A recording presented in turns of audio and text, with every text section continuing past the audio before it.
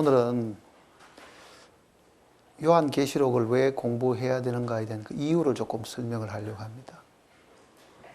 제가 지난 주일날 대전에 가서 그 식구들하고 둘러앉아서 이야기를 하는 중에 요한계시록 공부한다고 하니까 두려움이 있습니다 하고 하는 이야기하는 분이 있었습니다. 왜냐하면 보통 개성교회에서는 요한계시록 공부를 잘 설교하지 않고 공부를 하지 않은데 우리가 공식적으로 요한계시록을 공부하겠다고 광고를 듣고는 이 두려움이 있다라고 말하는 분이 사실 있었습니다. 조금 전에 우리가 지금 구역장들 모였을 때도 우리 어느 구역장님이 요한계시록 공부하면 두렵습니다 하는 이제 말을 똑같은 얘기를 제가 듣고 왜 마음속에 그 두려움이 있다고 하는가 하는 그 이유를 저 나름대로 조금 생각을 했습니다. 사실 요한계시록 그 공부를 하려고 하면 사람들도 그러고요. 요한계시록을 제일 싫어하는 존재가 있습니다. 사탄입니다. 사탄은 요한계시록과 창세기를 제일 싫어합니다. 그러니 창세기와 요한계시록이 밝혀지게 되면 사탄의 모든 비밀이 그 속에 사실 다 들어있습니다. 창세기 안에는 이 타락한 사탄이 하나님께 저주받은 이야기가 나오잖아요. 여인의 후손은 네 머리를 상하게 할 것이다 하는 그 자기의 최후의 운명에 대한 이야기가 거기에 기록이 되어 있고, 계시록은 하늘에서 내어 쫓기는 이야기부터 천년 동안 이 갇히는 이야기, 무지경에 이제 갇히는 이야기, 그리고 최후의 심판을 받게 되어 가지고 영원한 불못에 들어가는 이야기가 밝혀져 있잖아요.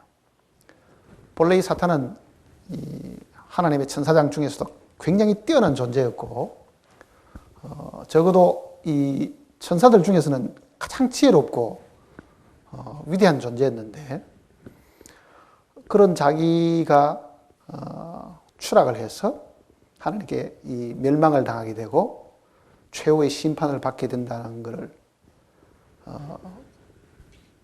많은 사람들이 알게 되고, 또 자기의 그런 이 초라한 모습들이 밝혀진 것을 사탄은 굉장히 두려워하고 사실 있는 겁니다. 그래서 사탄이 사람들 하여금 마음속에 불신을 주고 성경을 믿지 못하게 만드는 대표적인 성경이 첫 번째 있는 성경과 마지막에 있는 성경이에요.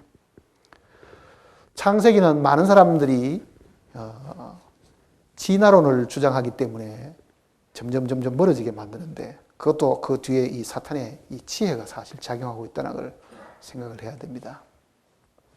창세기가 믿을 수 없는 책으로 만들어 두어야만 그 안에 들어있는 자기의 그 과거도 드러나지 않게 된다는 걸 사탄이 잘 알고 있는 것이거든요. 그렇다고 하면 사탄은 꾸준하게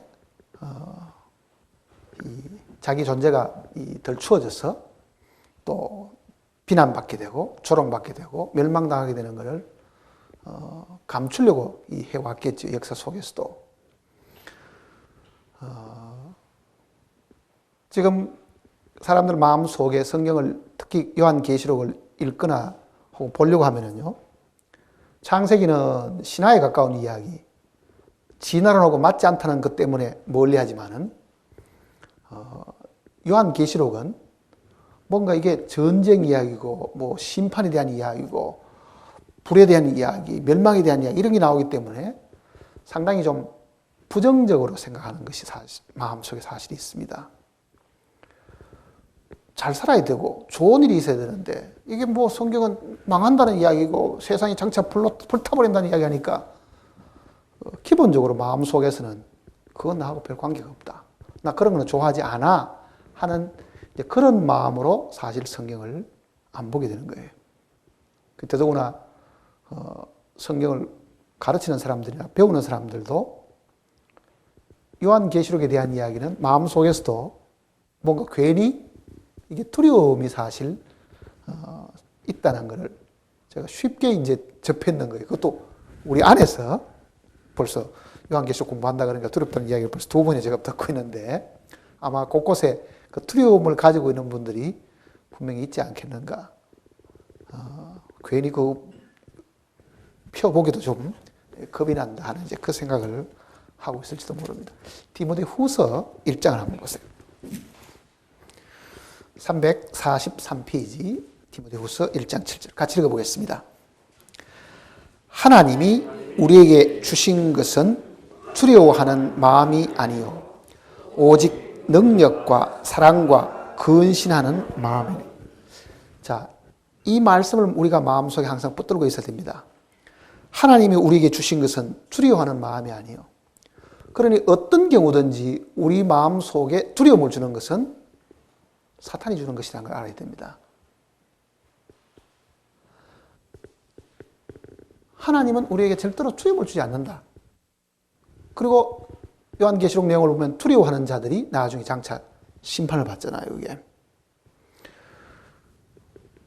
그러니 이런 이유든 저런 이유든 혹은 이런 일로든 혹은 저런 이 일로 통해서든지 간에 마음에 두려움이 생기는 것은 사탄이 우리 마음에 자기 위치를 확보하기 위해서 우리에게 공포감을 사실 넣어주는 것이라는 것을 알아야 됩니다. 사탄도 영이기 때문에 영은 인격을 가지고 있거든요. 하나님도 인격이시고 사람도 인격이고 사탄도 인격적인 존재인데 인격은 상대방 인격을 무시하고 억지로 하나님도 우리 속에 억지로 들어오셔가지고 나는 싫은데 억지로 들어오셔가지고 좌지우지 하시지 않습니다.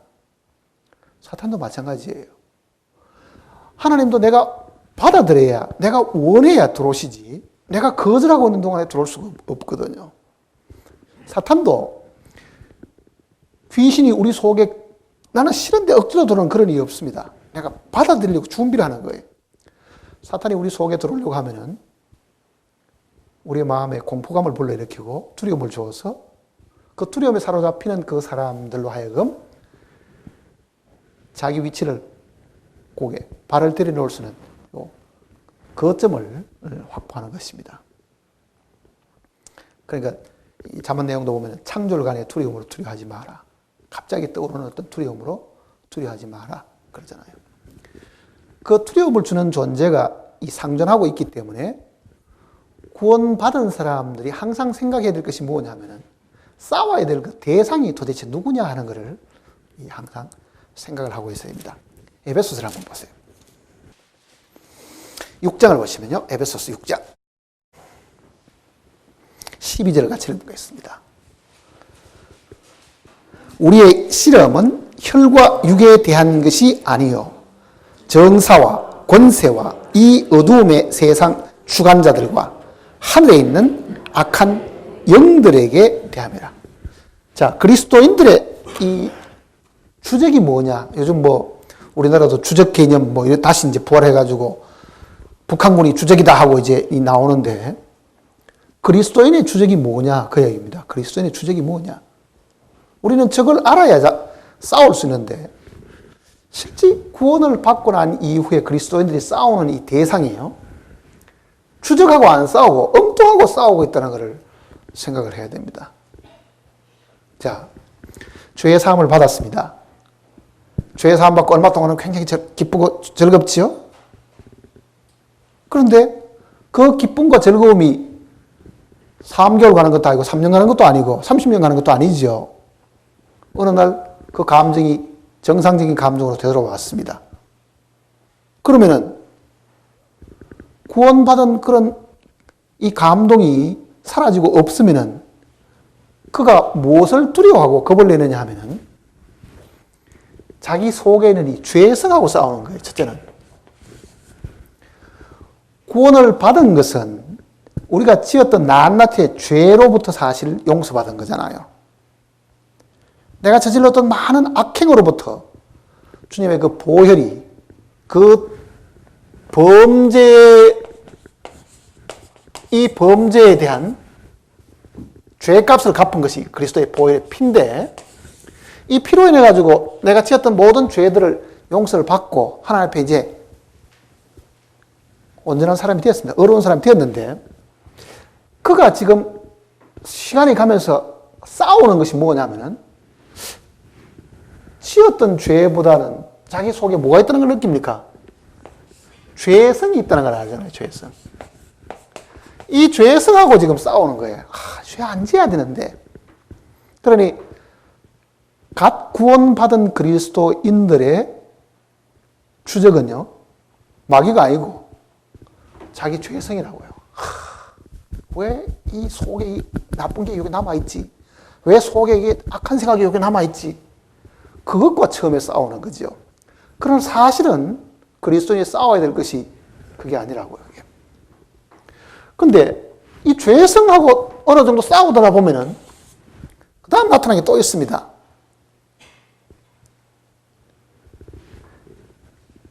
율법하고도 다툰다고, 율법하고도.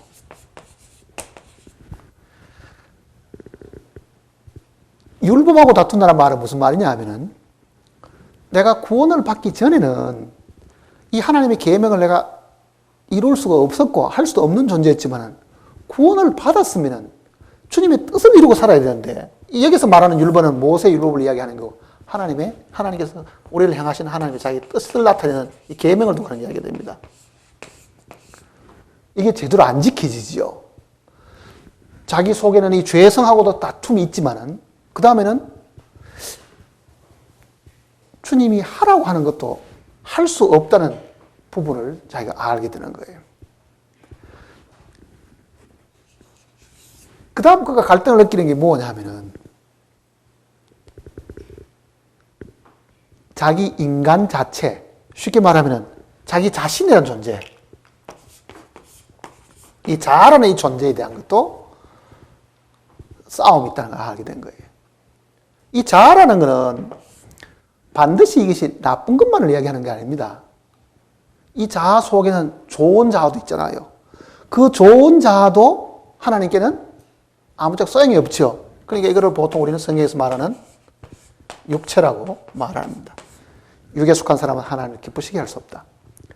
자, 이게 대부분 우리가 구원받고 난 이후에 겪는 부분들입니다. 처음에는 자기 죄성하고 싸우고, 그 다음에 율법을 지켜보려고 하는데 그게 잘 안 되고, 뿐만 아니라 자기 자체가 지금 싫은 거예요, 이게. 그런데 사실은 우리가 싸워야 될 주적이 이게 아니고 뭐라 그럽니까, 지금 여기 다시 보세요, 이제. 우리의 씨름은, 즉, 우리의 싸움은 혈과 육에 대한 것이 아니요. 이건 어떻게 보면요, 자기와의 싸움이잖아요. 이게 전체가 다 보면은. 자기와의 싸움이죠. 그 자기와 지금도 계속 다투고 싸우고 있는 사람은 자기 적이 도대체 뭔지를 모르고 있다는 말과도 같은 이야기입니다. 자기 적이 도대체 뭔지도 모르고 있다. 물론 믿음이 우리가 어릴 때는 영적으로 이게 성장이 하지 않았을 때는 마귀가 나타난다 하더라도 뭐 그게 자기가 싸워야 할 대상이 아닌지 그거조차도 모르겠지만은 벌써 10년의 세월이 흘렀다. 그러면은 내가 싸워야 될 이 적이 자기 속에는 이런 부분이 아니라는 걸 알고 있는 거예요. 그러니까 분명히 여기는 우리의 씨름은 혈과 육에 대한 것이 아니요. 정사라는 것은 정치하는 거잖아요. 위에서 다스리는 군화를 가진 겁니다. 그거는 천사들 중에 하나님께 받은 그 직분이 사실 다른 거예요. 천사들 중에.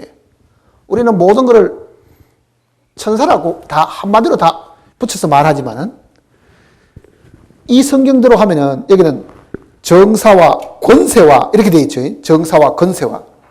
여기서 말하는 정사라는 것은 이 땅에 정치하는 사람들 두고 하는 이야기 아닙니다. 이거는 하늘에 다스림의 책임을 맡고 있는 천사들이에요, 이게. 권세와 이 어둠의 세상의 주관자들. 그러니까 과거에 하나님의 고난을 위임받아가지고 다스리고, 하나님의 위임받아가 권세를 가지고 있고, 하나님의 위임을 받아가지고 능력을 가지고 있었던 그런 자들을 지금 여기에 하늘에 있는 악의 영들에 대합니다.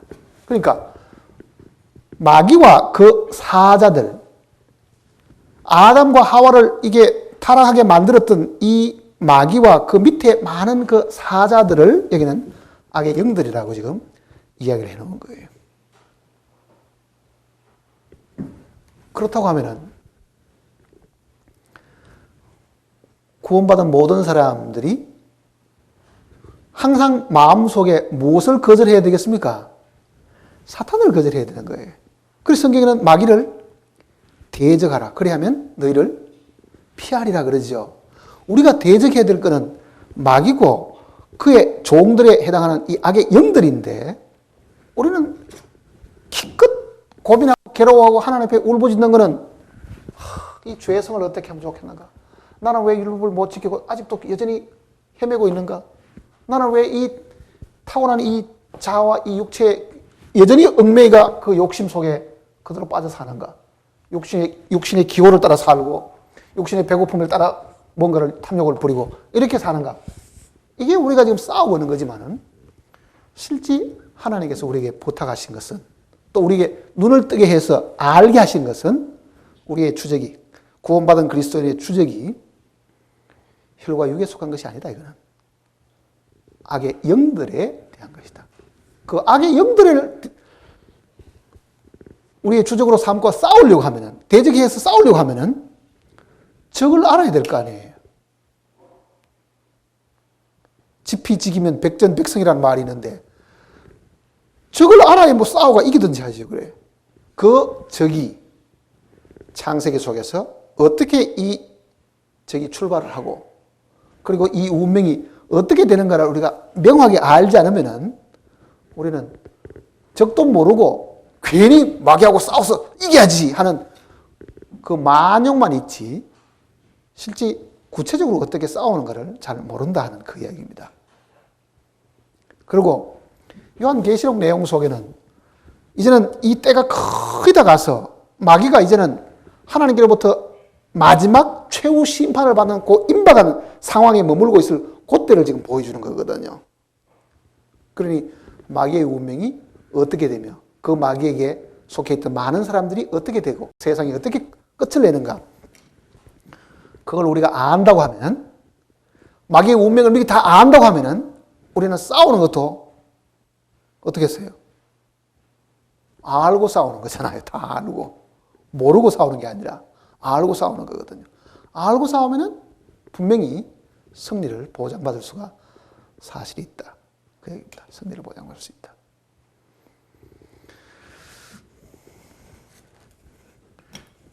요한계시록. 물론 이제 이거 지금 성경을 지금 공부하려고 시작하는 건 아니고 1절을 한번 봤어요. 이제 1절을. 처음부터 우리가 다시 자세히 공부를 하게 되겠지만은 요한계시록 1장 1절을 보십시다. 예수 그리스도의 계시라. 예수 그리스도의 계시라. 이는 하나님이 그에게 주사 반드시 속히 될 일을 그 종들에게 보이시려고 그 천사를 그 종 요한에게 보내어 지시하신 것이라. 성경이 축자 영감으로 되어 있습니다. 축자 영감이라는 것은 글자 한자 한자가 다 하나님의 이 생명을 불어넣으신 겁니다. 그게 축자 영감이라는 거거든요. 축자 영감. 하나님께서 이 단어를 선택하실 때도 그러고 숫자를 선택하실 때도 그러고 글자 한자 한자를 하나님께서 선택하셔가지고 거기에 생명을 불어넣으셨다고 하면 우리가 성경을 읽을 때에 그저 스르륵 이렇게 아무 생각 없이 눈으로만 읽어갖고는 의미를 전혀 이해할 수가 사실 힘듭니다. 그러니까 이 문자 이면에 있는 주님의 그 뜻을 우리가 사실 생각을 해봐야 되는 거예요. 이 문자에게 하나님이 생명을 불어넣으셨고 영을 불어넣으셨다고 하면은 사실 우리가 접해야 되는 부분은 그 생명과 그 영이지 문자 그 자체가 아니라고요. 그러니까 문자를 접해도 그 생명을 접하지 못하는 경우도 있겠죠. 그러려고 하면은 우리는 이 성경을 읽을 때 마음으로 읽는 것이 무언가 하는 걸 사실 배워야 돼요. 기도하면서 하나님의 뜻을 제대로 알고 이 내용을 읽는 것하고 읽고 그저 우리 머릿속에 줄거리를 기억하는 것하고는 전혀 다릅니다. 이 내용이. 요한계시록 한 번이라도 읽어보신 분 손 한번 들어보세요. 한 번이라도 읽어보신 분. 한 번도 안 읽어보신 손 들어보세요. 겁이 나서 한 번도 못 읽어보신 분. 갖고 온 받으신 분들이 아직도 한 번도 안 읽어보신 분도 계시겠죠. 이제 마태복음 읽다 보면 요한계시록까지는 아직도 못 읽고 계신 분이 있을 겁니다. 아직도 우리 겨울 사경회가 시간이 많이 남았으니까 아무리 못 읽어도요 10번은 읽어보실 수 있겠죠. 10번은. 지금부터 읽으셔도 한 10번은 읽을 수 있을 겁니다. 22장까지 있으니까 그렇게 길지는 않습니다. 마태복음이나 분량이 이렇게 많지는 않으니까. 노트를 하나 준비하셔가지고 1장 1절부터 이렇게 딱 한번 써보세요. 쓰면서 이게 무슨 뜻인지 모르겠다. 이걸 요한계시록 공부하는 동안에 이 부분을 알아야 되겠다는 부분을 전부 다 이렇게 물음표 하나씩 다 붙여놓으면은 그 다음에 나중에 공부할 때 자기가 알려고 하던 부분은 머릿속에 오래 남는다고요. 아무 생각 없이 들은 거는요. 얼마 가면 머릿속에서 싹 다 잊어버리고 그때 그걸 뭐라고 설명했지? 이런 분들이 사실 많습니다. 주일 설교도 지난주를 무슨 설교 들은지 기억하십니까? 성경을 어디로 찾았지부터 시작해서 아마 지금 3일밖에 안 됐지만은요. 성경을 어디 찾은지도 잘 모르겠고 그 내용이 뭔지를 거의 다 잊어버리고 있잖아요. 그거는 아무 생각 없이 앉아서 듣기 때문에 그런 거예요. 그게 길가에 떨어진 시들입니다. 길가에 떨어지는 거예요. 근데 만일 이게 알려고 하고 이 뜻을 정말 제대로 답을 얻으려고 하는 그 마음으로 예습을 하고 말씀을 들으면 그거는 오래 가는 거예요. 정말 저게 무슨 뜻인지 정말 알아야 되겠다 하는 그 호기심과 그 열정을 가지고 들으면요, 그건 안 잊어버리는 거예요. 그래서 읽어오시는 거는 반드시 꼭 하셔야 됩니다. 그래야 남습니다, 머릿속에. 자, 1절 보세요, 지금. 예수 그리스도의 계시라. 그러죠? 예수 그리스도의 계시라. 그건 책 제목은 뭐라고 되어 있습니까? 요한계시록 되어 있죠. 예수 그리스도의 계시인데 제목은 요한계시록 이렇게 되어 있습니다. 물론 예수 그리스도의 계시를 요한이 받아 쓴 것은 사실이지만 이 제목을 붙인 것은 후세 사람이 붙인 겁니다. 사실은 사람들이. 자, 왜 그러면 이 계시록 첫 서두가 이 선지자들의 계시가 아니고 예수 그리스도의 계시라고 말을 했는가? 그거를 이제 우리가 생각을 해볼 필요가 있는 거예요. 예측의 선지자들로 여러 부분과 여러 모양으로 우리 조상들에게 말씀하신 하나님이, 그게 히브리서 1장 1절의 이야기인데, 하나님이 자기의 비밀을 그 선지자들에게 보이지 아니하시고는 결코 행하심이 없으시다 그랬잖아요. 그러니 본래 하나님은 자기 마음속에 간직하고 있던 이 모든 비밀들을 선지자라는 사람을 선택해서 그네들에게 그 뜻을 알려주셨는데, 계시록은 아들에게 알려주신 거예요, 이게. 예수 그리스도에게 알려주신 계시예요, 이게. 그래서 이게 더 중요한 위치에 있는 거예요. 선지자들이 받은 계시가 아니고 아들이 받아가지고, 아들이 아버지께로부터 받아가지고 우리에게 가르쳐준 내용이라고요. 그러면은 아들은 왜 모르는 게 그렇게 많은가? 그 생각이 들지요. 아들이 아버지고 아들이 하나님이면은 왜 아들은 미처 몰랐고 아버지가 아들에게 가르쳐줘가지고 그 아들이 선지자격에 있는 이 사도인 요한에게 가르쳐줬는가? 그러니까 다른 구약이든지 다른 계시하고 이 요한 계시록의 차이가 제목에서부터 이게 다른 거예요, 이게. 제목에서부터.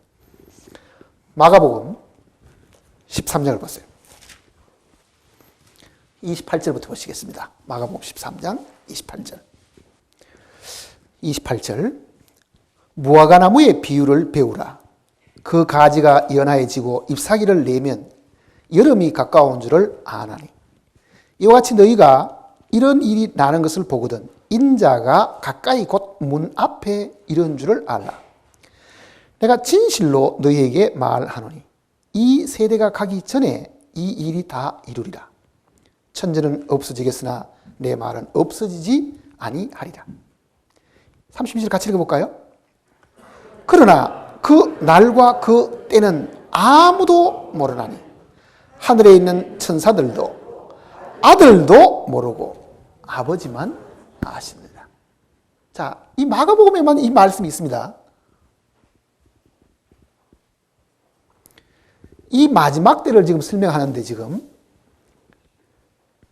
인자가 곧 문 앞에 가까울 때가 지금 오는데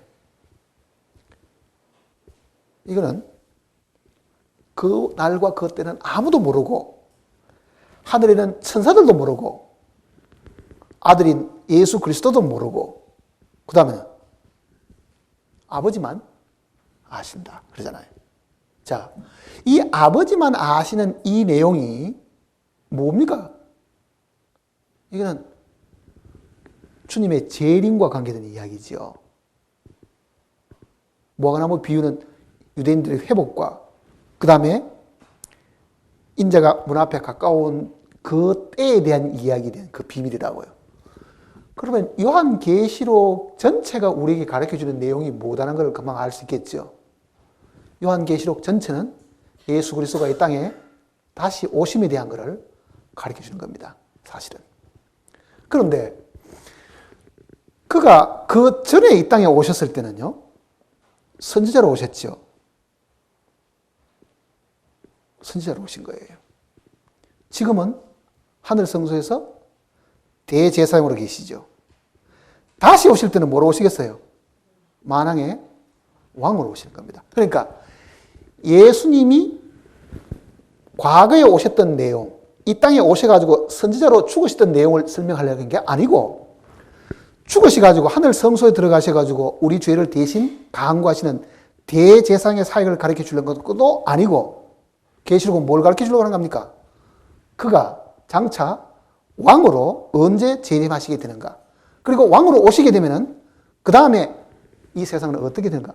그거를 가르쳐 주시려고 하는데 그거는 아버지밖에 모른다. 아들도 모르고 천사도 모른다. 그렇게 이야기했죠. 그러니까 예수님이 땅에 계실 때는 뭐라고 말씀하시면 나도 그 날과 그 때를 모른다. 그러신 거예요. 나도 모른다. 그거는 이 땅에 계시는 주님은 선제로 계시면서 아들로 인성을 가지신 아들로 그 아버지의 비밀을 자신도 모름을 사실 이야기하신 겁니다. 그런데 그가 부활 성천하셔가지고 하늘로 올라가시잖아요. 이 말씀 이후에 십자가에 달려 돌아가셔가지고 그분이 하늘에 올라가셔가지고 아버지께 받은 계시입니다. 그게 요한계시록이에요. 그러니까 요한계시록은 이게 특별한 부분이에요. 성경 중에서도 아주 특별한 부분이잖아요. 내용으로 봐서. 그래서 예수 그리스도의 계시라. 전에는 그 아들이 몰랐는데 이제는 그 비밀이 그 아들에게도 알려진 바가 사실 된 거예요. 이게. 그리고 계시록은 봉안책이 아닙니다. 사람들 생각에는 계시록은 봉해진 책이기 때문에 아무나 이 성경을 해석할 수가 없고 하나님의 무슨 특별한 계시를 받은 요즘 뭐 어느 교파에도 보면은 자기에게 열렸다는 둥, 뭐 2000년 동안의 성경이 이 계시록이 봉해져 있다가 이제는 자기에게 그게 열려가지고 자기가 그걸 계시록의 해석자가 되었다는 둥 하는 것은 좀 거짓말입니다. 계시록은 다니엘서 내용하고 다릅니다. 다니엘서는 분명히 마지막 때까지 봉하라 그랬죠. 그러나 계시록은 열린 책이에요. 이게. 이미 계시록 다 발표해 준 거기 때문에 계시록은 봉해진 책이 아닙니다. 그 구분을 우리가 모르기 때문에 괜히 남들 하는 말에 휘말려 들어가서 그렇지 성경은 그렇게 말하지 않았어요. 계시록 22장을 한번 보세요. 우선은 이 계시록 보기 전에 다니엘서를 먼저 한번 보시고 이걸 한번 보십시다. 다니엘서하고 비교를 좀 해볼 필요가 있는데 다니엘서 12장을 먼저 한번 보십시다. 다니엘 12장 4절을 보시면요. 같이 읽어볼까요? 다니엘아, 마지막 때까지 이 말을 간수하고 이 글을 봉함하라. 많은 사람이 빨리 왕래하며 지식이 있다. 자, 다니엘이 받은 이 계시는 마지막 때까지 이 계시를 봉해 두어라. 봉한 책이죠. 계시록 한번 보세요, 이제. 22장 10절을 보시면요. 22장 10절. 같이 읽어볼까요? 또 내게 말하되 이 책의 예언의 말씀을 임봉하지 말라. 때가 가까우니라. 그러니 사람들이 잘못 알고 계시록도 봉해졌던 말씀인데 자기에게 열렸다고 하는 것은 거짓말입니다. 계시록은 봉한 말씀이 아닙니다. 봉해진 말씀이 아니라고요. 이거는 예수 그리스도께서 아버지께로부터 받아가지고 이미 다 열어놓은 것이지 봉한 책이 아닙니다. 이런 성경을 모르고 있는 사람들은 괜히 설교하는 사람이 주장하는 그 주장을 그대로 받아들이기 쉽다고요. 이거는 봉해진 책이고 자기에게 하나님께서 계시해 주셔가지고 자기밖에 성경을 계시록을 해석하는 사람이 없고 하는 것은 99.99%가 가짜고 이단이라는 걸 생각해야 됩니다. 다시 이제 1장 1절 한번 보세요. 이제.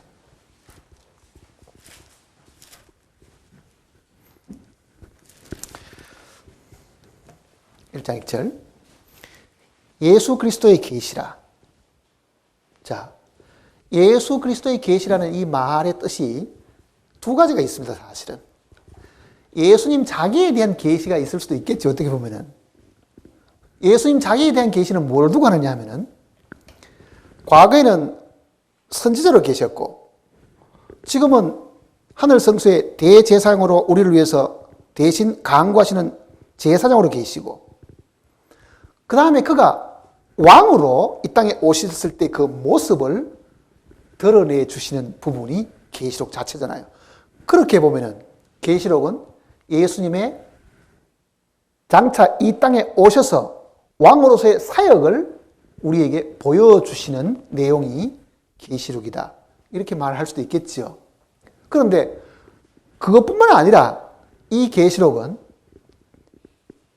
지금 이 지구상에 있는 이 교회가 세상보다는 먼저 심판을 받게 되는데 그 교회가 어떤 상황 속에서 어떤 책망을 받고 어떻게 하나님 앞에 벌을 받는가에 대한 것을 먼저 보여주시는 거예요. 그게 3장까지 이야기입니다.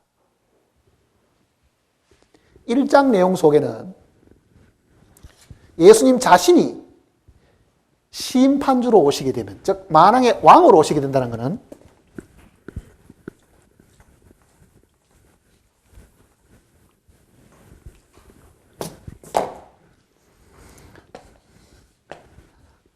이거 1장입니다. 1장.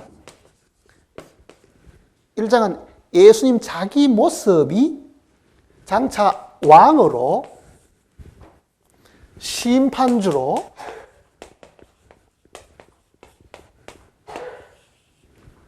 오실 때 그 모습이 어떠한가, 그게 지금 1장 내용 속에 기록이 되어 있습니다. 그 모습이 지금 여기 보면은 13절 보세요. 1장 13절에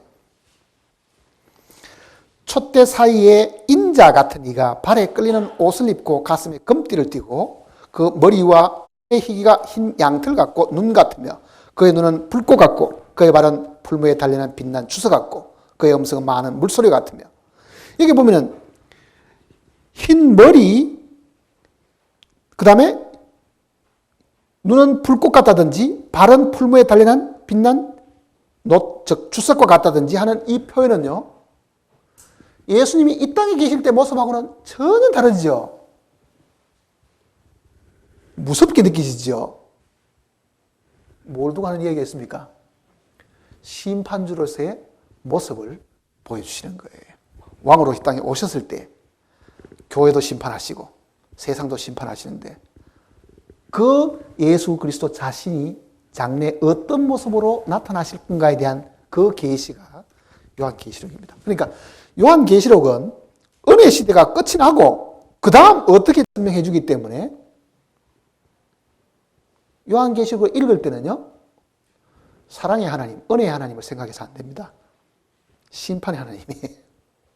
그래서 이게 전체가 음악이 되어 있고 심판과 불과 이 모든 것들은 이 은혜하고 전혀 관계없는 그런 내용으로 묘사가 되어 있다. 그 얘기입니다. 그 다음에 2장하고 3장은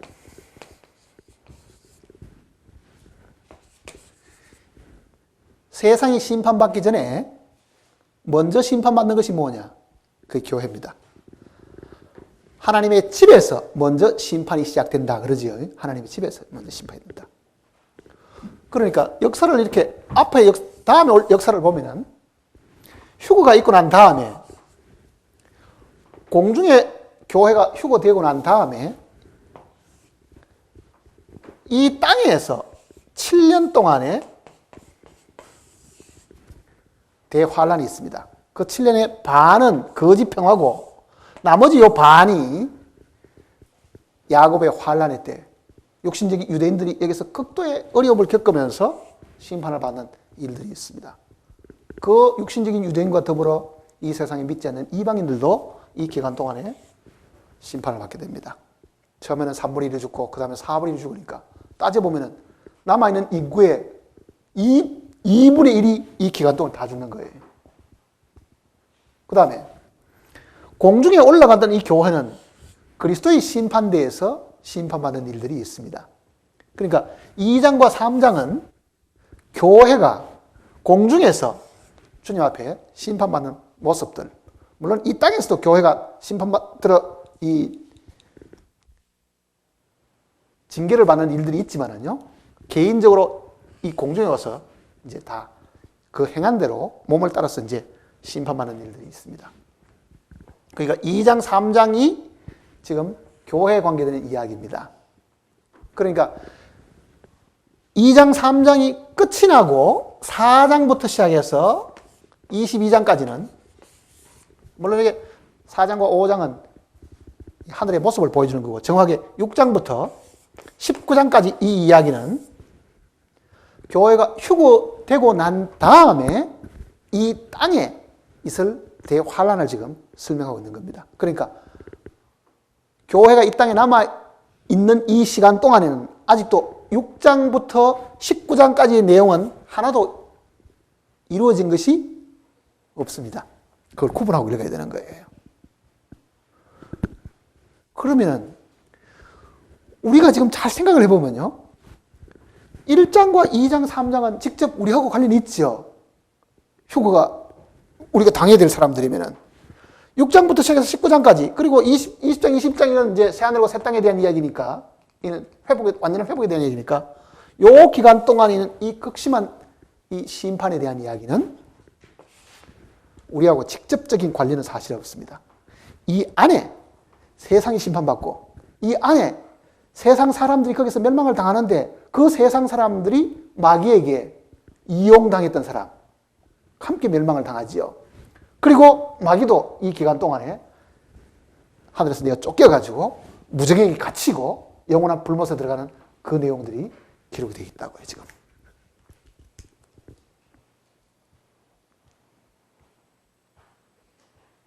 그러니까 계시록이 세 등분으로 되어 있습니다. 세 등분으로. 그러니까 머릿속에 요한계시록 그러면은 전체가 세 가지를 우리에게 보여주신다는 것을 기억을 해야 됩니다. 그러니까 요한계시록을 여는 제일 중요한 열쇠에 해당하는 구절이 여기 하나 있습니다. 그게 1장 19절입니다. 1장 19절. 같이 읽어볼까요? 그러므로 내 본 것과 이제 있는 일과 장차 될 일을 기록하라. 본 것은 사도 요한이 직접 예수님의 그 인자 같은 이가 발에 끌리는 옷을 입고 털이 양털 같고 눈이 붉고 같고 하는 본 게 있죠. 그게 1장 이야기라고요. 그 다음에 이제 있는 것은 교회가 있는 거지요. 그리고 장차 있을 것은 교회가 들리고 난 다음에 이 세상에는 심판에 대한 이야기입니다. 그러니까 본 것, 이제 있는 것, 장차 있을 것, 이렇게 세 부분으로 기록이 되어 있습니다. 세 부분으로.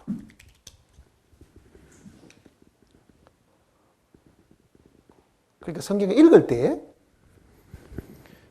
이걸 섞지 말고 이렇게 나누어 놔야 됩니다. 1장, 2장, 3장, 그리고 4장부터 마지막까지. 이렇게 나눠 놓고 이제 하나님께서 우리에게 어떻게 이 계시를 보여주시는가, 그거를 지금 생각을 해봐야 됩니다. 다시 1장 1절을 다시 한번 보세요. 이제.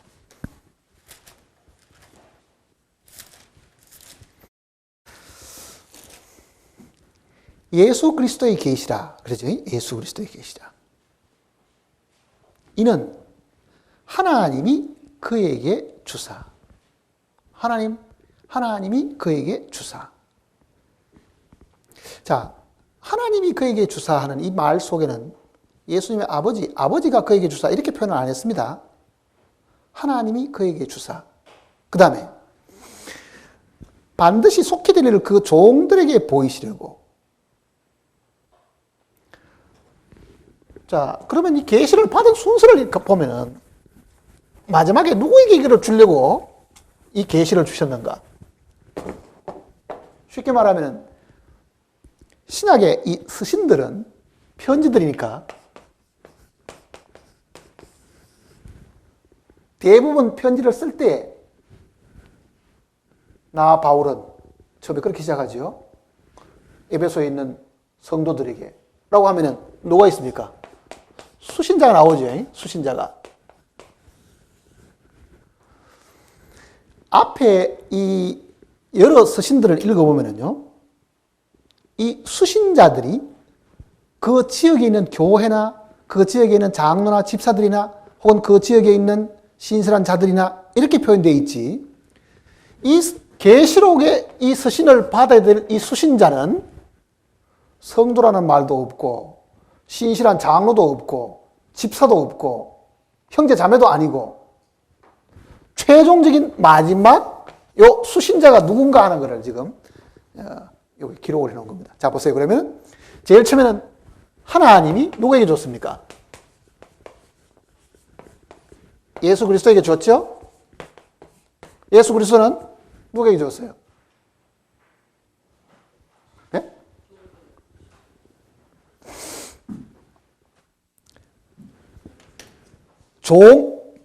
종들에게 보이시려고 누구에게 줬어요? 천사에게 줬죠. 하나님의 이 사자인 천사에게 줬고, 천사는 또 누구에게 줬어요? 요한에게 주고, 요한은 누구에게 줍니까? 여기 보면은 종들에게 이렇게 했습니다. 종들에게. 자, 다른 서신과 요한계시록의 차이 중에 하나는 수신자를 지칭을 할 때 형제 자매들, 어느 지역에 있는 갈라디아에 있는 성도들에게 혹은 갈라디아에 있는 뭐 집사나 장로들 이렇게 표현 안 하고 최종적인 이 수신자가 하나님의 뭐라는 이야기입니까? 종들에게 하는 이야기다. 그는 구원받은 아들에게, 구원받은 형제에게, 그 말도 아니지요. 그러면 이 뜻이 뭐를 두고 하는 이야기 같습니까? 주님 안에 수많은 형제 자매들이 있어도 종이 아닌 사람은 이 성경을 읽고 이해도 할 수도 없다. 그 말과도 같은 이야기예요. 정말 내가 하나님 앞에 종으로 사는 사람이라야만 이 말을 받을 자격이 있잖아요. 종들에게 주신 거잖아요, 이게. 구원받은 하나님의 자녀라는 자랑하는 사람들이 많이 하지만은 내가 하나님 앞에 정말 내가 하나님의 종이다, 그렇게 말하는 사람이 우리 중에 몇 명이 돼요? 그리고 이거는 원어대로 보면 이게 종도 아니고 노예예요, 노예.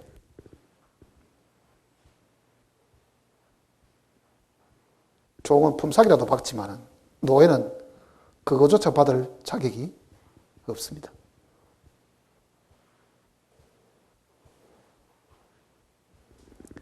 헬라의 이 둘로스라는 단어가 제가 전에 한번 이야기했죠. 그 둘로스라는 그 단어를 번역을 할 때에 우리 개역 성경은 그 단어를 종으로 번역을 해서 그렇지 본래 그 둘로스라는 그 단어가 servant라는 단어가 아니고 종이라는 뜻이 아니고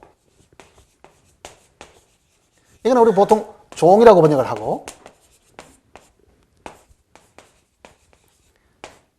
slave, 노예로 번역을 해야 된다. 그게 노예로. 이게 이 헬라어의 정통한 성경학자들이 하는 이야기예요. 둘로스란 그 단어를 우리말에는 이렇게 종, servant라는 단어로 번역을 했지만은 그러니 바울이 자기를 종이라고 표현한 부분들이 여기도 많이 나오죠. 유다서도 보면 예수 그리스도의 종이하고 뭐 그 앞에 보면은 바울은 자기가 예수 그리스도의 종인 바울은 이렇게 이야기하잖아요. 그건 더 엄격하게 얘기하면은 예수 그리스도의 노예인 그 말입니다. 자, 그 의미가 그대로 옮겨져 가지고 만일 종들에게 보이시려고 이렇게 했다면 예수 그리스도의 노예들에게 예수 그리스도의 종된 사람에게 이 서신을 쓴다. 그러니까 적어도 이 성경을 읽어보려고 하면은 뭘 해야 한다는 얘기겠습니까?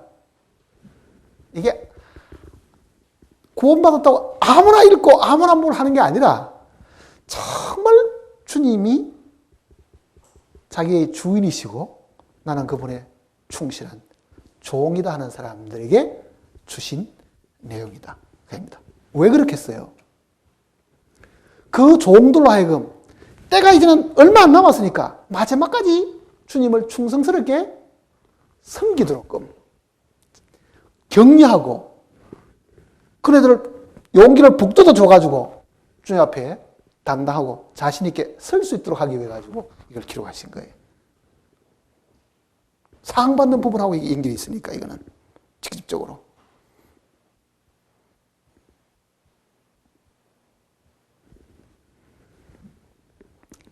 오래전에 우리는 이 탕자 공부를 하면서 탕자의 형님에 대한 이야기를 전에 공부한 적이 있습니다. 탕자 형님에 대한 이야기. 탕자와 탕자 형님하고 어떤 차이가 있다고 그랬어요? 탕자는요, 그 형하고 아버지와의 관계를 따지면 둘 다 아들이지만은요, 탕자는 자기 것을 다 탕진해버리고 나중에 정말 극도로 공고해졌을 때 그 아버지 집에 뭐가 되기로 자처합니까? 종으로 자처한 거예요. 사실은. 그게 형님하고 다릅니다. 우리가 구원을 받았을 때 모두가 다 하나님의 자녀지만은요,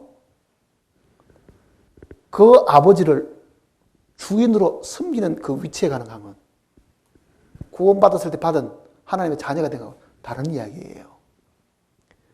영접하는 자 곧 그 이름을 믿는 자들에게 하나님의 자녀가 되는 권세를 주셨지만은 이 지구상의 모든 하나님의 자녀들이 다 하나님의 종이냐?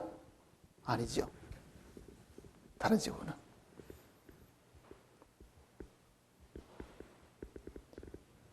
그러니 우리가 주님을 믿음으로 그분의 아들이 되었지만은 정말 그분을 자기가 종의 신분에서 섬기는 사람은 그렇게 많지는 않습니다. 그 사람이 나중에 품삯을 받는 거예요. 그 품삯이 성경에서 말하는 상급입니다. 상이. 아들은 뭐냐? 아들은 아버지의 생명을 받은 것 뿐이지요. 그 생명을 받은 사람은 나중에 영원한 생하늘과 새 땅에 살긴 하겠지만은 상 받을 일은 안 했잖아요, 이게. 아들은 믿음으로 공짜로 되는 거지만은 상 받는 거는 수고와 노력과 순교가 사실 있어야 되고 포기하고 버리고 나누어 주는 것이 사실 있어야 이게 상 받을 수 있는 거라고 이게. 그러니 이 계시록은 종들을 위해서 기록된 것입니다. 아들을 위해서 기록된 게 아니에요.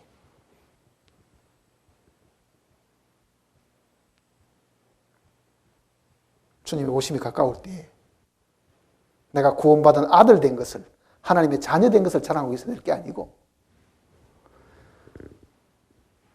예수님도 자기를 낮추시가지고요,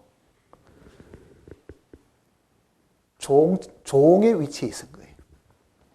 그래서 그를 높이신 거예요, 하나님께서. 빌립보서 내용대로. 그가 분명히 아들이지만은 그 아들의 그 권한으로 살아간 게 아니라 그는 하나님을 영원한 주인으로, 그렇잖아요, 하나님을. 그리고 자기를 낮춰서 종의 신분까지 내려갔는데, 지금 여기서 예수 그리스도는 아들로서 예수님을 이야기하는 게 아니고 뭐겠습니까? 하나님의 종으로서의 예수님을 두고 하는 얘기예요.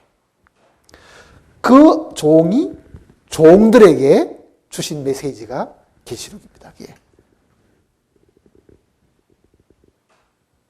그렇게 보면은 우리는 이 계시록을 이렇게 펼 때에 뭔가 마음이 흥분되지요. 한 구절 한 장을 펴보려고 해도 이게 보통 책이 아니구나. 앞에 있는 보통 일반 서신하고는 다르다 하는 걸 알잖아요. 이게 다르다는 걸. 주님의 위로와 주님의 격려가 분명히 있고, 주님을 섬기는 자들에게 그 몸으로 행한 것을 다 보상하시려고 하는 주님의 거룩한 뜻이 있는데, 은혜의 하나님이 아니고 공의의 하나님이 계시록에 다시 나타나는 거예요. 행한 대로 보응하시니까. 그래서 그 공의의 하나님이 심판주로 나타나기 때문에 이 계시록 속의 하나님이 두려운 존재로 보여지는 이유가 바로 그래서 그런 겁니다. 두려운 존재로 보여지는 이유가.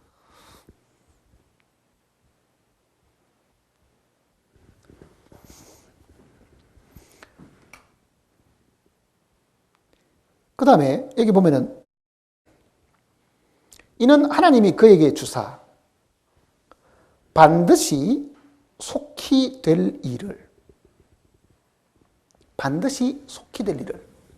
이 구절을 사람들이 혼돈을 하는 경우가 많습니다. 아니, 사도 요한이 계시받은 게 지금부터 2000년 전이면은 2000년 동안에도 안 이루어졌는데 그게 무슨 반드시 속히 될 일이냐? 2000년 동안에도 이루어지지도 않고 있으면 그게 속히 될 일 같으면 뭐 예수님이 이 계시 주시고 난 다음에 뭐 1, 2년 만에 이루어져야 이게 반드시 속히 될 일들이지. 근데 이게 그 뜻이 사실 아니에요. 계시 받는 그날부터 속히 된다 그 말이 아니고, 이 단어의 이 정확한 뜻은요,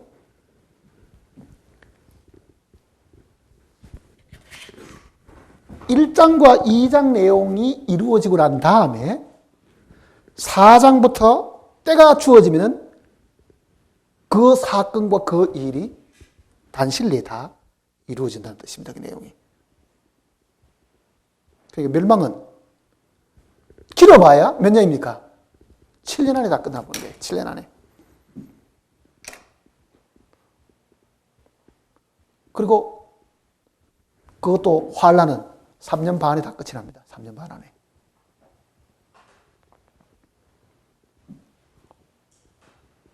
그러니 이게 카운트다운이 딱 되기 시작하면은, 교회가 휴가가 딱 되면은 멸망은 자로 잰 듯이 매일같이 오는 거지. 매일같이.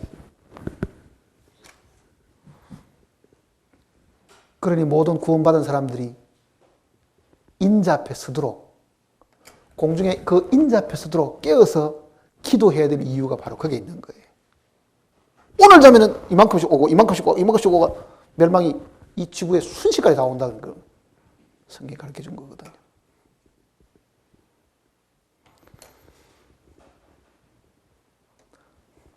요한계시록을 제대로 이해하려고 하면은 우리는 구약의 다니엘서 내용을 잘 공부를 또 해야 될 부분도 있습니다. 다니엘이 하나님께 받은 그 계시 중에 71일에 대한 계시를 받았는데 69일에는 성취가 되었습니다. 마지막 한 일회가 성취가 안 됐는데 그 69일회가 지나고 마지막 한 일회를 남겨놓은 그 사이에 지금 우리가 살고 있는 거예요. 그러니까 카운트다운이 딱 되기 시작하면은 다시 69일회가 마지막 한 일회를 붙들고 이게 이제 이루어지는 거거든요. 그러니 다니엘서 내용하고 요한계시록 내용은 뗄래야 뗄 수가 없습니다. 환란에 대한 이야기는 다니엘서 내용 속에 미리 다 상세하게 보여주셨기 때문에 그렇습니다.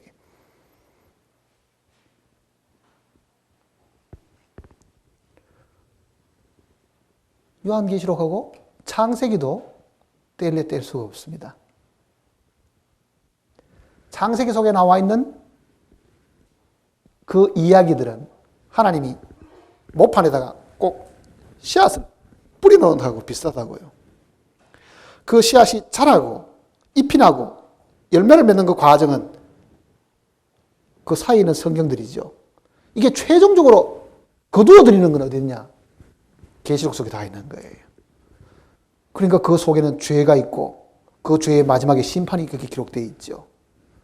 저 사람이 실패한 그 부분에 대한 것들이 마지막에 어떻게 이게 회복되는가에 대한 것도 여기 있죠. 여기는 낙원을 하나님이 주셔가지고 잃어버린 것이 나오고 계시록 속에는 그 낙원이 다시 회복되는 이야기가 나와 있죠. 여기는 생명나무 과실을 주셨지만 먹지는 못했지만은 여기는 마지막에 가서 그 생명나무 과실을 주시는 그 이야기도 기록이 되어 있죠. 그러니 양쪽에 창세기와 이 계시록이 양쪽에 이렇게 끝에서 끝인데 그 양쪽이 얼마나 이게 서로 거리상으로는 멀지만은요 친밀한가 하는 것을 알 수가 있어요. 그러니까 계시록 공부하실 때는 창세기를 떼다가 어디다가 두면 되겠습니까? 유다서 앞에다가 유다서 다음에다가 이렇게 두고 창세기와 계시록을 이렇게 비교해서 읽어보고 다니엘서하고도 이렇게 비교해서 읽어보면은 우리는 주님의 그 가르치심을 훨씬 더 상세하게 알 수가 있을 겁니다.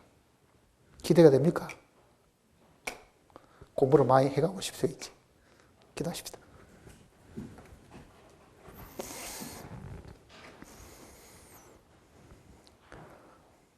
찬송과 영광과 존귀를 받으시기에 합당하신 우리 아버지 하나님, 과연 저희들이 무엇이 간데 주님께서 이처럼 우리를 사랑하시고 이 시간까지 보호하시고 지키시는지 알 수가 없습니다. 우리가 주님의 그 보호하심 속에 살고 있지만은 우리는 보호하시는 그분을 잊어버리고 살 때가 많고, 주님이 우리를 돌보시고 우리를 먹이시고 입히시지만은 우리의 힘과 우리의 노력으로 우리가 먹고 입는 것처럼 자만할 때도 많습니다. 우리가 살아가는 동안에 우리가 주님을 기억하든 기억하지 않든 주님께서 우리를 항상 지키시고 돌보심을 저희들이 다시 감사를 드립니다. 뿐만 아니라 우리 앞에 일어날 모든 일들도 하나님께서 미리 다 보여주시고 가르쳐 주셨지만은 우리가 게으르고 나태하고 주님의 말씀에 깊이 관심을 두지 않은 것 때문에 우리는 아는 것보다 모르는 것이 훨씬 더 많은 그런 삶을 살아가고 있습니다. 우리에게 지혜를 주시고 우리에게 계시의 영을 허락해 주심으로 말미암아 주님께서 남겨놓으신 이 신약의 마지막 예언의 말씀을 저희들 하여금 깊이 깨닫게 해 주시옵소서. 인간의 사사로운 생각과 뜻대로가 아닌 주님이 처음 말씀을 기록할 때에 그 처음의 뜻이 말씀을 함께 읽고 듣는 우리 모두에게 전달되게 가르쳐 주시옵소서. 정말 교회가 하나님 앞에 어떻게 살아야 될 것인가를 주님이 보여주셨으니 이 말씀을 공부하는 우리 모두가 어떤 위치에 있어야 됨을 제대로 깨닫는 시간이 되게 복을 주시옵소서. 말씀을 사랑하고 주님을 사랑하는 모든 이들에게 주님께서 영원한 복으로 갚아주실 것을 간구드리면서 우리를 사랑하신 주 예수 그리스도의 거룩하신 이름으로 간절히 기도드립니다.